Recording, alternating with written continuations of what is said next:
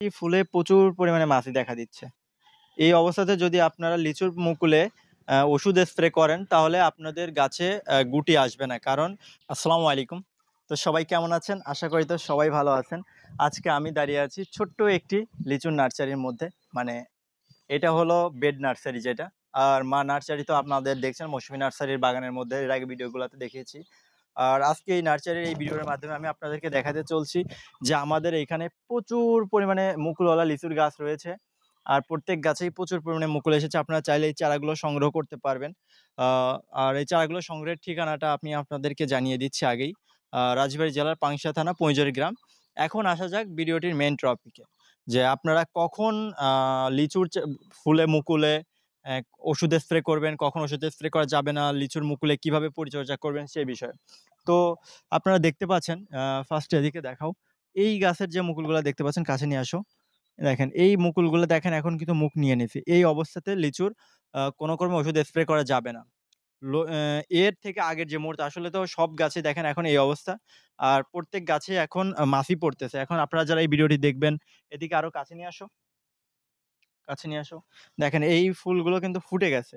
আর প্রত্যেকটি ফুলে প্রচুর পরিমাণে মাছি দেখা দিচ্ছে।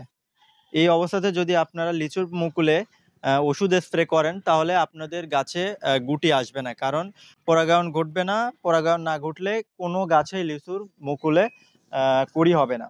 তো কখন আবার আপনারা লিচুর মুকুলে ওষুধ স্প্রে করবেন? যখন মনে করেন ফার্স্ট এ যেরকম কুশির মতো থেকে হালকা একটু মাথা নিয়েছিল, এই সময় আপনারা ওষুধ স্প্রে করেছেন। আর এখন প্রত্যেকটি গাছে মনে করেন ফুল চলে আসছে। এখন আর ওষুধ স্প্রে করা যাবে না। ওষুধ স্প্রের জন্য আবার যখন কুঁড়ি হয়ে যায় তখন ওই মুহূর্ত পর্যন্ত আপনাদের অপেক্ষা করতে হবে। এখন আসলে কি ওষুধ স্প্রে করবেন? ভিটামিন এবং কি কীটনাশক। ভিটামিন এবং কীটনাশক ২ টাই আপনারা স্প্রে করতে পারবেন, কোনো সমস্যা নেই। তবে ভিটামিনের সাথে আলাদা করে ভিটামিনটা স্প্রে করতে হবে এবং কীটনাশক যখন আপনি স্প্রে করবেন, শুধু কীটনাশক ব্যবহার করবেন। কীটনাশকের সাথে অন্য কোনো ওষুধ ব্যবহার করবেন না। কারণ ভিটামিন প্লাস কীটনাশক একসঙ্গে ব্যবহারে ফলের মাত্রা অতিরিক্ত ক্ষতি হয়, যার কারণে ফল ঝরে যাওয়ার সম্ভাবনা থাকে। এখন আসেন আপনাদেরকে আমি উপরে নিয়ে যাচ্ছি। উপরে নিয়ে গিয়ে মা গাছের সঙ্গে একটু পরিচয় করায় দেব। তো দর্শক আমাদের পিছনে যে বড় গাছটা দেখতে পাচ্ছেন, এই গাছে এখন যে অবস্থা প্রত্যেক গাছে মনে করেন ফুল এবং ফুল ঝরতেছে, মাছি বসতেছে। এই অবস্থাতে আপনারা ওষুধ স্প্রে করবেন না। আপনাদের ওষুধ স্প্রে করার ১ম এ একটা সময় চলে গেছে। ২য় সময়টা সামনে যখন কুঁড়ি আসবে ঠিক ওই মুহূর্তে আপনারা ওষুধ স্প্রে করবেন।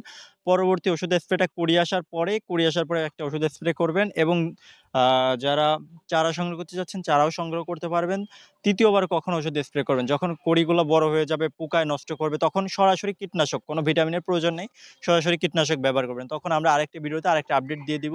তো এরকমই আপডেটপূর্ণ ভিডিও পেতে আমাদের সঙ্গে থাকেন। আর আমাদের নার্সারিতে মেইনলি হলো আমরা চারাগুলো সেল করে থাকি এবং যারা আমাদের চারাগুলো সংগ্রহ করে তাদেরকে আমরা কিছু টিপস দিয়ে দেই যাতে তাদের চারার যে ফলগুলো হয় সেগুলো নষ্ট না হয়।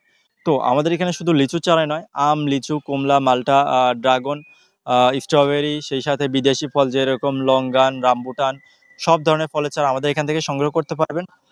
তো সবাইকে অসংখ্য ধন্যবাদ আমাদের ভিডিওটি সম্পূর্ণ দেখার জন্য।